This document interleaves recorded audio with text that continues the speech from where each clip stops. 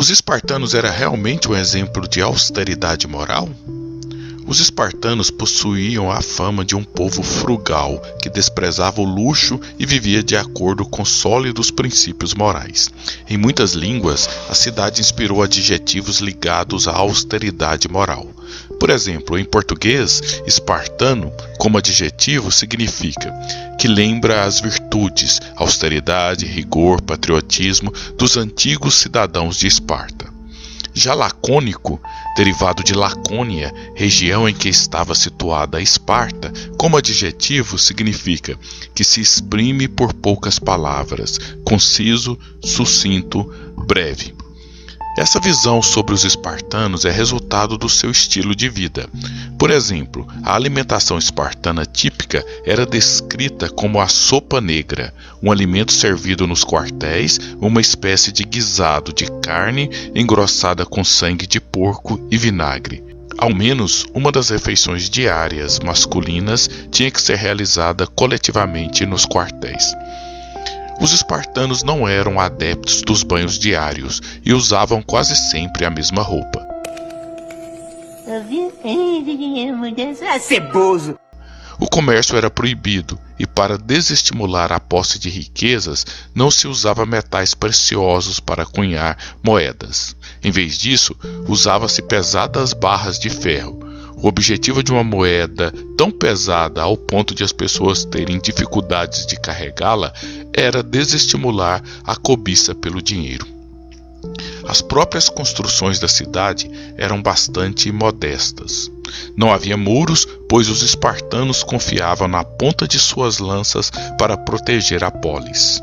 As únicas construções mais imponentes eram os templos.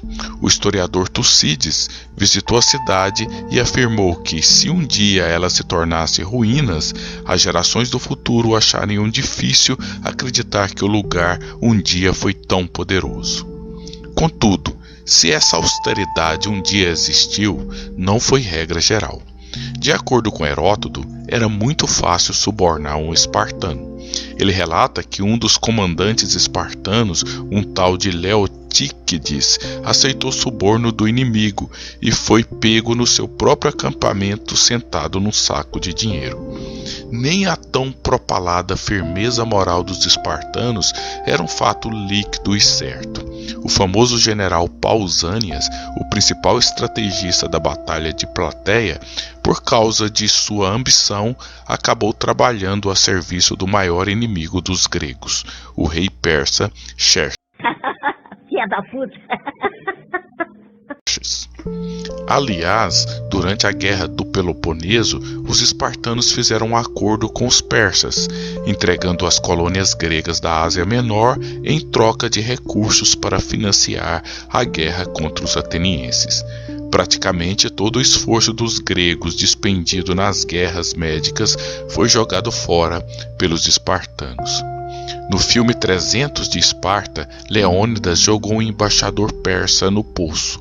Na Esparta real, os embaixadores persas traziam ouro em troca dos espólios de guerra, e supõe-se que eram bem tratados. Pelo que se sabe pelos registros históricos, as únicas pessoas jogadas no poço eram as crianças espartanas recém-nascidas que não serviriam para ser um bom soldado. Esparta era mesmo uma sociedade igualitária? O suposto igualitarismo comunista da sociedade espartana fascinou o mundo ocidental, principalmente os marxistas e os anarquistas, que viram nela o protótipo de uma sociedade comunista, como demonstra o título da reportagem do jornal espanhol La Región. Mas, ao que tudo indica, esse igualitarismo comunista não passava de um mito. Fustel de Coulanges, um dos maiores especialistas em cidades antigas, afirmou: de todas as cidades que há sobre a terra, Esparta é talvez aquela em que a aristocracia reinou mais duramente e em que menos se conheceu a igualdade.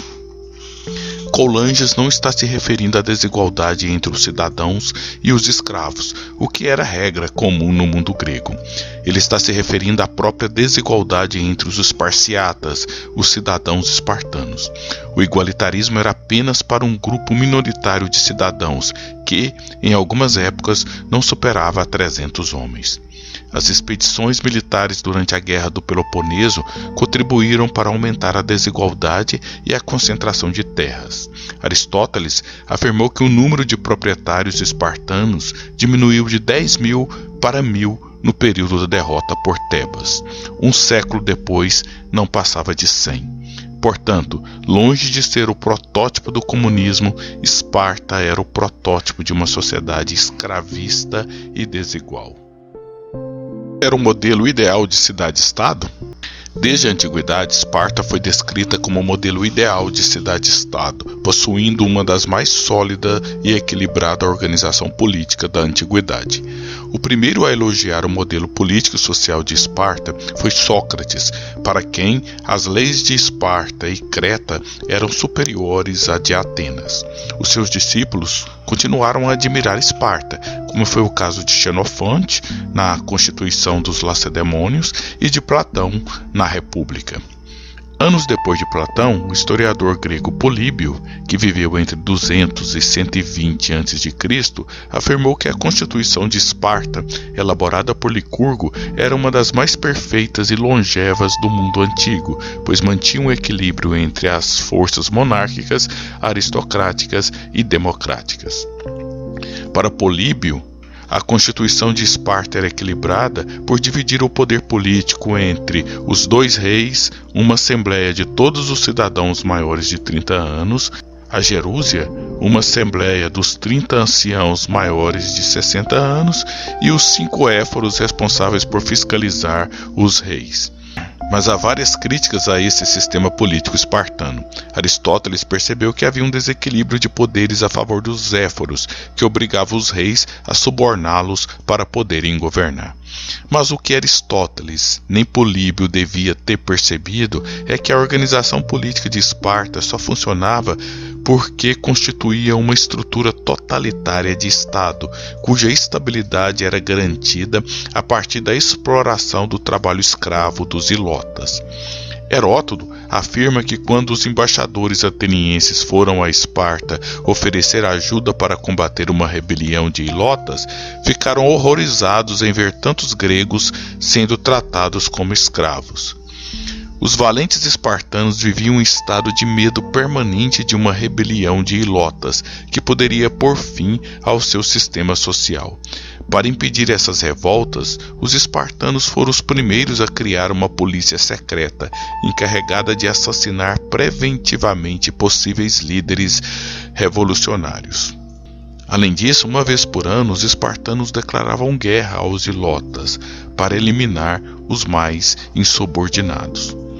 Para Isidore Stone, autor do livro O Julgamento de Sócrates, Esparta era um regime de apartheid, no qual os próprios cidadãos eram proibidos de viajar sem autorização do Estado. Um lugar extremamente atrasado do ponto de vista cultural.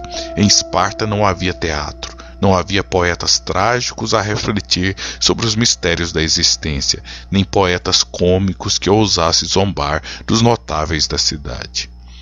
Essa fraqueza cultural, social e econômica foi determinante para a extinção da cidade. Esparta era um amontoado de ruínas no tempo do Império Romano. Mas tava um tapeirão descancelado, rapaz.